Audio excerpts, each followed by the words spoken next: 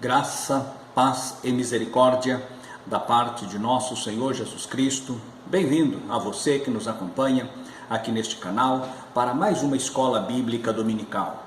Estamos a estudar o verdadeiro pentecostalismo, a doutrina da atualidade da doutrina bíblica sobre a atuação do Espírito Santo. Hoje estaremos comentando a lição de número 6, santificação, comprometidos com a ética do Espírito. Nós tivemos uma sequência de lições bastante interessante.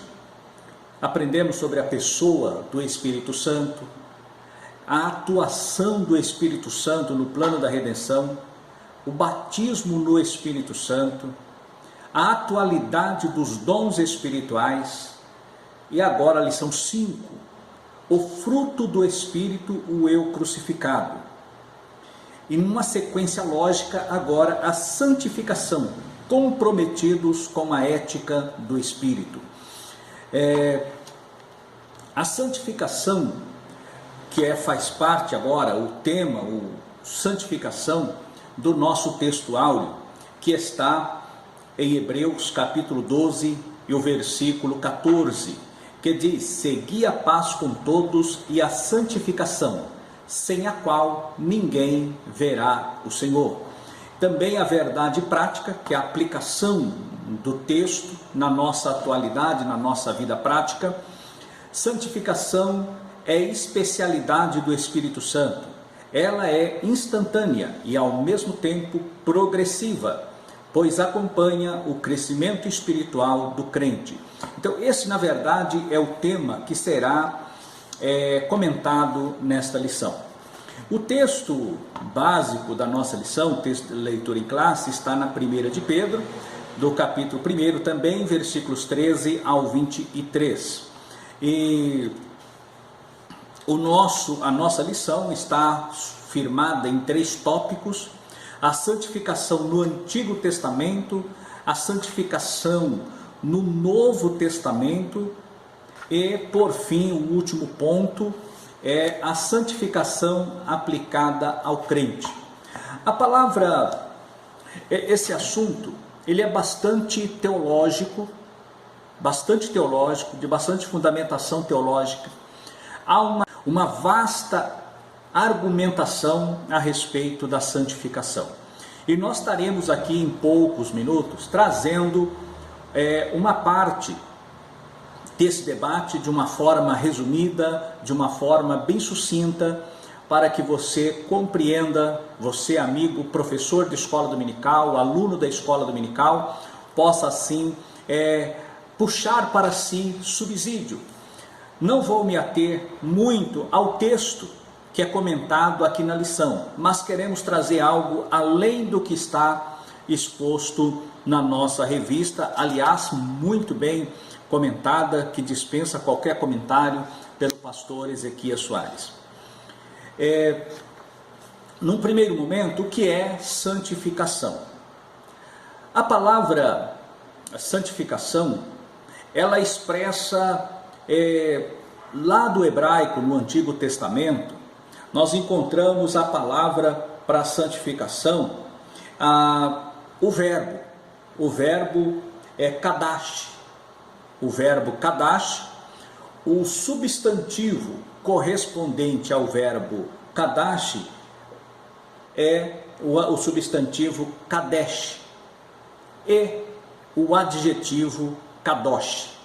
Na Antiga Aliança, cada vez que aparece estas palavras, ela traz um sentido, primeiramente, de brilhar, do verbo brilhar, e também separar, cortar. Podemos ver lá no Antigo Testamento a respeito dessas 3 expressões: kadash, que é o verbo, que simboliza, traz os significados, a ideia de kadash, melhor dizendo, do verbo kadash, seria brilhar, separar, cortar. nesse sentido. Já o substantivo correspondente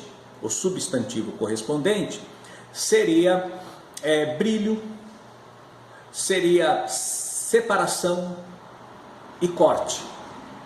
E já o adjetivo correspondente ao substantivo e ao verbo é brilhante, separante e cortante. Esses são o significado de Kadash para o verbo, Kadesh para o substantivo e Kadosh para o adjetivo. Assim, nós encontramos estas expressões lá na antiga aliança. Já na nova aliança, nós encontramos a palavra correspondente a Kadesh, agiasmos, que aponta para a obra da santificação.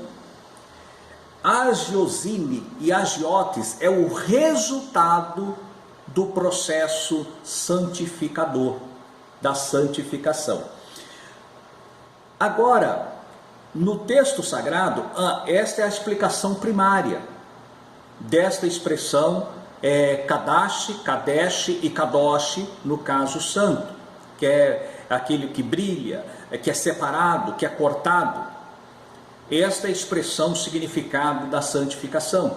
Quando era santificado um sacerdote, ele era separado, a sua veste era separada, assim como os objetos de culto, eles eram separados, santificados para uma obra, para um trabalho na presença de Deus. Posto isso, a respeito da palavra santificação, das suas origens, que era aplicado a rei, sacerdote, profeta, vestimenta, utensílios para a casa de Deus, que eram consagrados a Deus, eram separados, havia uma separação e subentendia que uma vez separado, estava apto para que neste objeto, para que nesta pessoa pudesse ser manifesta a Shekinah, a glória do Deus de Israel, do eterno Deus, de Yahvé, neste ambiente, ou sobre a pessoa, ou até mesmo sobre o objeto que fora separado, consagrado, santificado para a obra do Senhor.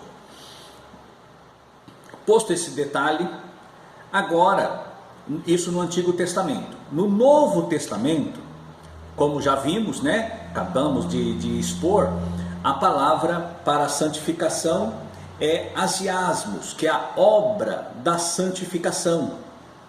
Agiosine, ou agiotes, é o resultado do processo da santificação.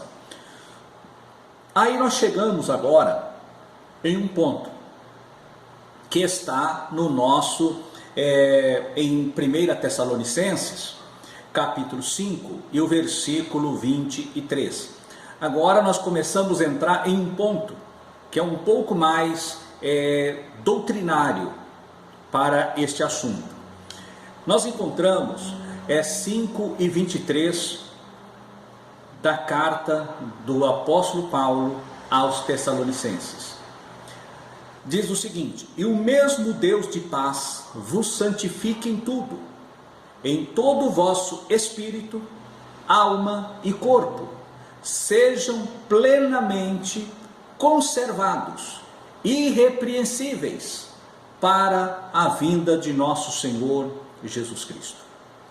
Aqui está falando da santificação do crente, ou da igreja propriamente dita, para o arrebatamento da igreja, a ponto de ser ela ou ele, o crente, de ser o crente apto para ser arrebatado na manifestação do nosso Senhor Jesus Cristo. Ao falarmos aqui esse ponto, então nós entramos agora em uma outra questão doutrinária a respeito do ser humano. O homem a visão nossa, da nossa igreja evangélica Assembleia de Deus, a nossa confissão de fé. Nós reconhecemos o homem, a tricotomia humana. espírito, alma e corpo. Existem alguns doutrinadores, teólogos, que não reconhecem a tricotomia humana, apenas a questão dicotômica, que seria o homem a parte material e a imaterial, essa dualidade apenas. É o caso de Birkhoff. Birkhoff, ele é um dos que defendem esse posicionamento teológico, a dualidade do ser humano. Já na Bíblia Sagrada, essas pessoas refutam a tricotomia com base porque apenas esse versículo em todo o Novo Testamento, num só texto, aponta a existência da tricotomia humana. O homem é corpo, o homem alma e o homem espírito. Somente aqui nesse texto é que nós vamos encontrar a expressão tricotômica num só texto na Bíblia Sagrada. Agora, mas não é isso que invalida a crença, a doutrina, o ensinamento. Por quê? A palavra, quando nós encontramos a palavra que traduz, por exemplo, espírito, no Antigo Testamento, a palavra para espírito era ruach. Ruach, como nós aprendemos na lição anterior, ruach. A expressão para alma, nefesh. São palavras diferentes que apontam para coisas diferentes. Para coisas diferentes. Assim, e já no Novo Testamento, nós vamos encontrar para espírito pneuma e para alma nós vamos encontrar psique. São coisas diferentes, alma e espírito. Alguns até falam que foi a ideia platônica que influenciou, dentro da cultura greco-romana, que influenciou esta divisão. Mas não é isso. Mas não é isso que nós vemos. Inclusive quando explicamos a questão do batismo. Dos três batismos, por assim dizer, né? Do Espírito Santo, que batiza o crente em Cristo, o batismo do ministro, que batiza o crente nas águas, o corpo nas águas, e o batismo de Jesus Cristo, que batiza o crente com o Espírito Santo. O batismo do Espírito, que batiza o crente em Cristo, é chamado batismo de sangue, ou iniciático. Já o batismo de Jesus Cristo com o Espírito Santo já é para o convertido. Então, fica bem claro isso aqui. E o batismo em águas também é para aquela pessoa que já é convertida. O que já aconteceu no seu interior, então ela vai demonstrar no seu exterior através do batismo em águas. Desta forma, nós encontramos aqui a diferenciamento entre alma e espírito.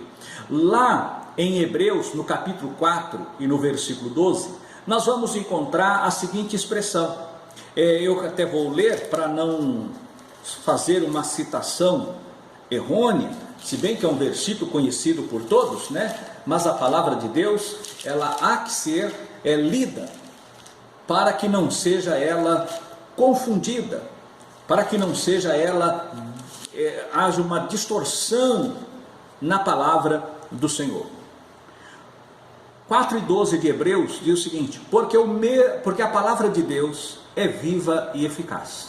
Falando do poder da palavra, que a palavra de Deus é viva, e não somente viva, ela é eficaz, e mais penetrante do que espada alguma de dois gumes, mais penetrante do que espada alguma de dois gumes, e penetra até a divisão da alma e do espírito, das juntas e medulas, e é apta para discernir os pensamentos e intenções do coração. Então ela chega à divisão da alma e do espírito, a palavra de Deus. Nesta expressão nós encontramos a expressão espírito e alma, mostrando que há uma divisão entre ambos. Aí junta-se a Tessalonicenses 5:23 a diferença entre alma e espírito, que a palavra de Deus é apta para discernir, para interagir e para dividir alma e espírito. Então, nesse ponto, nós firmamos aqui a tricotomia humana, e que ambos, tanto o espírito, quanto a alma, quanto o corpo, precisam da santificação. A santificação, agora vamos expor agora o outro ponto, também bastante comentado, bastante doutrinário, a respeito da santificação. Existem dois posicionamentos, ou até três, por assim dizer. Vamos lá pegar dois posicionamentos. Primeiro, santificação quanto à posição e santificação progressiva. Quanto à posição, Birkhoff, por exemplo, ele defende a questão da santificação desses dois pontos, posicional e progressiva. O que é posicional? Quando a pessoa, o inconverso, ele tem contato com o Evangelho, ele está na posição de filho do diabo. A paternidade espiritual é do diabo, porque ele é ímpio, leva uma vida de pecado, uma vida de pecaminosidade, dominado, conduzido, orientado pelo pecado. Quando o Evangelho chega até ele, o Espírito Santo convence no seu interior da sua situação de pecado, ele reconhece a sua fragilidade espiritual, aceita o Evangelho de Cristo, ele é batizado pelo Espírito Santo, batiza ele em Cristo, e ele então muda de posição, ele é salvo, o batismo de sangue. Ele mudou de posição, então esse primeiro ponto da santificação é posicional. Ele mudou de posição, que já não é mais filho do diabo espiritualmente, ele passa a ser filho de Deus em espírito, porque o Espírito Santo veio para ele, ele aceitou o sacrifício de Cristo Jesus, então seu posicionamento espiritual agora mudou, ele é um salvo em Cristo Jesus, independente. Porque às vezes a pessoa, o que nós não entendemos, a pessoa ela sai do mundo carregada de vícios, a carne viciada no pecado, a prática mundana, e quando ela vem para o Evangelho, ela não deixa tudo na mesma hora não, ela continua com aqueles vícios da carne, e a partir dali, o Espírito Santo que passa a habitar nesta pessoa, que vai lhe dando graça, vai lhe fortalecendo, e então ele vai deixando aqueles vícios malignos, do qual ele outrora era escravo, escravizado. E ele sai daquela posição de pecador e vem para a posição de santo, em Cristo Jesus. E esta posição, ele já mudou de posição. Aí a partir dali ele então começa o processo que nós aprendemos na lição anterior, que é a produção de frutos, que é cultivado, que é gerado. E ele então começa a geração dos frutos espirituais, o crescimento em santificação na presença de Deus. À medida que ele vai lendo, que vai ouvindo, que vai meditando, que vai convivendo com a palavra de Deus e o agir do Espírito Santo, ele vai crescendo em santificação, em santidade na presença de Deus. Daí o posicionamento progressivo, posicional e progressividade, a santificação em progressividade. Ela vai progredindo, ela vai crescendo, ela vai desenvolvendo. São esses dois pontos que precisamos entender. Agora, quando nós falamos nesta salvação, ou melhor, nesta posição de santificação, nós entendemos o quê? A Bíblia diz: sede santo, porque eu sou santo. Aí já vem outro questionamento teológico sobre a santidade em plenitude. A plenitude da santificação. Para Charles Finney, é possível alcançar a plenitude da santificação nesta vida. Já nós encontramos, já Birkhoff, ele já defende que não. Que nós vamos progredindo dia após dia até chegar à estatura de varão perfeito, a perfeita varonilidade, a semelhança de Cristo Jesus. Então vamos crescendo em santificação dia após dia, até chegarmos à estatura de varão perfeito. E essa estatura de varão perfeito é alcançada quando formos arrebatados ou quando formos chamados para as mansões celestiais. E aí receberemos o aperfeiçoamento definitivo. Do contrário, existe aquela vertente de uma vez salvo, salvo para sempre. Isso não é verdadeiro. Porque o salvo, aquele que é santo, pode vir a perder a sua posição de santidade, a sua posição de santificação na presença de Deus. É o que diz lá em Ezequiel. Aquele, lá no capítulo 3 e também no capítulo 33 do profeta Ezequiel, ele fala do atalaia de Israel. E a missão do atalaia era levar a mensagem ao ímpio, que se ele permanecesse na impiedade, morreria. E também, ele ouvindo aquela mensagem, deixasse a impiedade, ele seria vivo, seria salvo. Agora, ele permanecendo na impiedade, morreria na impiedade. Da mesma sorte o justo. Se ele se desviasse, o profeta como atalaia trouxesse a mensagem a ele, e ele ouvindo o aviso do profeta, continuasse na sua maldade, morreria na maldade.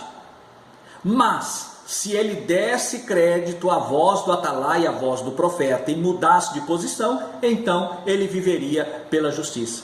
Porque aí o Senhor acrescenta: se o profeta não avisasse, o sangue daquela vida seria requerido do profeta. Agora, se a pessoa ouviu ou deixou de ouvir, é problema de quem ouviu. O profeta, o atalaia, tem que entregar a mensagem que ele recebe, entrega. E quem ouve, dê ouvidos ao que Deus fala. Por isso, a Bíblia nos exorta: quem tem ouvidos, ouça o que o Espírito diz às igrejas. Assim, nós podemos, então, fazer aqui a nossa conclusão, que a santidade aplicada à pessoa do crente, né? A santidade aplicada na nossa vida tem a ver com a nossa conduta, com o nosso caráter. A santidade, ela é desenvolvida através de um caráter cristão. E esse caráter cristão é um posicionamento que Deus, ele deu para Israel, um mandamento a Israel, em Êxodo capítulo 19, versículos 5 e 6, lá de Êxodo.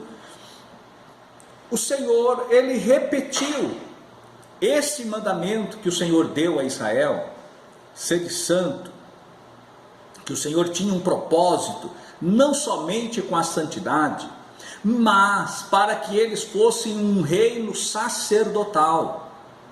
Um reino sacerdotal. E Israel falhou. Lá no capítulo 24, versículos 4 e 7 do Êxodo, quando a lei foi dada a Moisés, eles disseram a seguinte expressão: faremos e obedeceremos. Para os judeus, essa expressão fazer e obedecer, essas duas expressões, fazer e obedecer, eram tidas como as duas coroas da salvação. É por isso que quando Israel é levado cativo, depois Judá é levado cativo, e o profeta Jeremias em Lamentações, no capítulo 5, Ele diz assim: caiu a coroa da nossa cabeça, ai de nós, porque pecamos. Caiu a coroa da nossa cabeça, ai de nós, porque pecamos. E ele conclui: põe a boca no pó, talvez assim ainda haja esperança. Quando João escreve o Apocalipse no capítulo 3 e fala à igreja que estava em Filadélfia, ele diz: guarda o que tens, para que ninguém roube ou tome a tua coroa. Tem a ver com a salvação. A coroa que foi instituída para os reis, hoje é comum, todo mundo sabe o que é coroa, mas quem instituiu o uso da coroa para demonstrar autoridade foram os egípcios. Os egípcios que criaram a existência da coroa, a existência do cetro como sinal de autoridade. Foram os egípcios.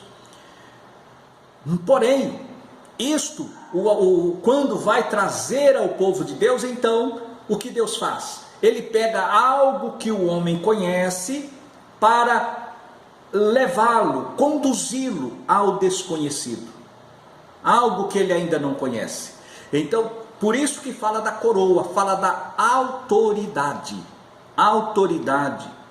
E o Senhor, em 1 Pedro, na 1 de Pedro, no capítulo 2, versículos 5 e 9, nós podemos dizer assim, fala-se de um reino sacerdotal, que a igreja exerce hoje um reino sacerdotal.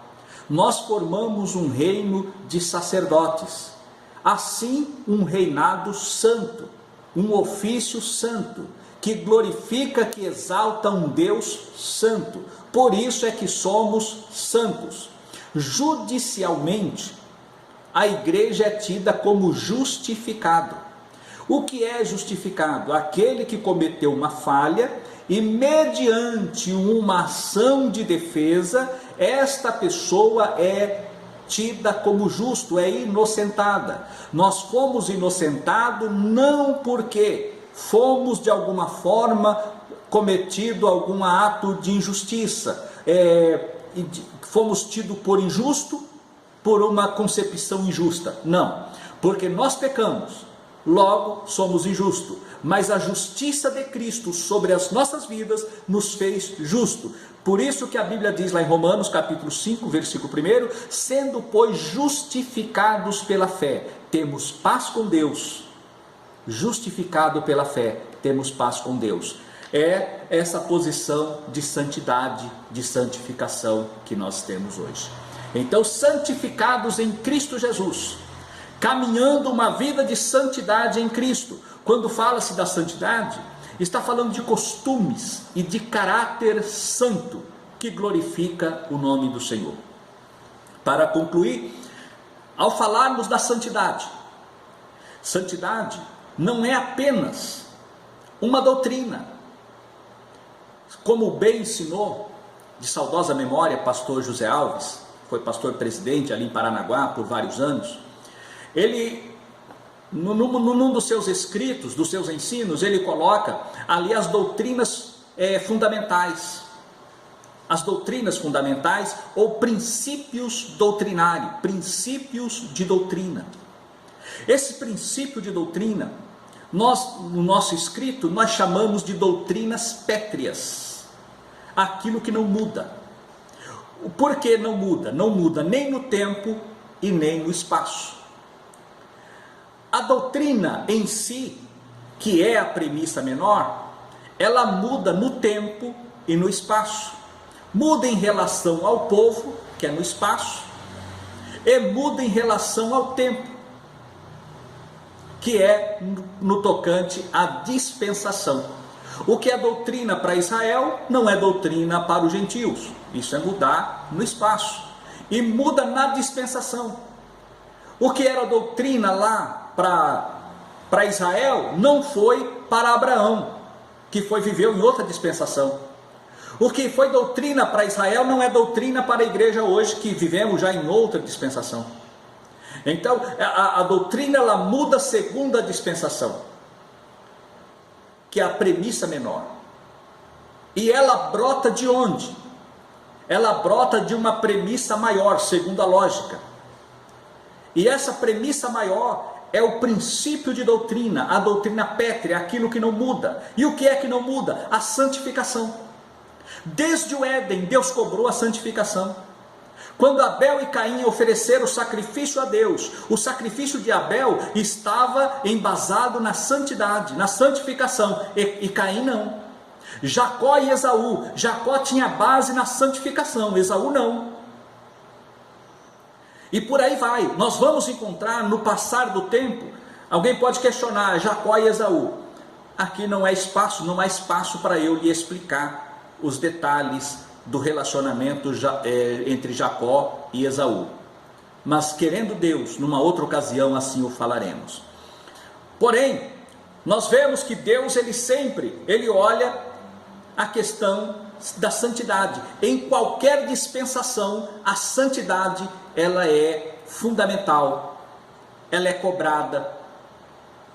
A santidade ela foi cobrada desde o Éden, antes do pecado, depois do pecado, e foi mudando-se as dispensações, e a santidade continuou sendo cobrada por Deus, é cobrada hoje, será cobrada na tribulação, será cobrada no milênio. Porque até no milênio, quem não seguir a santificação será amaldiçoado. Desta forma, nós vemos aqui que a questão da santificação ela é muito além de uma simples doutrina bíblica. Ela é doutrina pétrea, do Gênesis ao Apocalipse. Enquanto houver homem sobre a terra, ele se guiará, se relacionará com Deus, manterá os céus abertos, a sua comunhão com Deus. Uma das coisas que ele necessita necessariamente ter é a santificação. Daí o nosso texto áureo: segui a paz com todos e a santificação, sem a qual ninguém verá o Senhor. Não é exemplificativo, é taxativo. Portanto, que Deus nos guarde, que Deus nos abençoe em santificação, até que Cristo volte e estaremos para todo sempre com o Senhor. Que Deus nos abençoe em Cristo Jesus. Amém.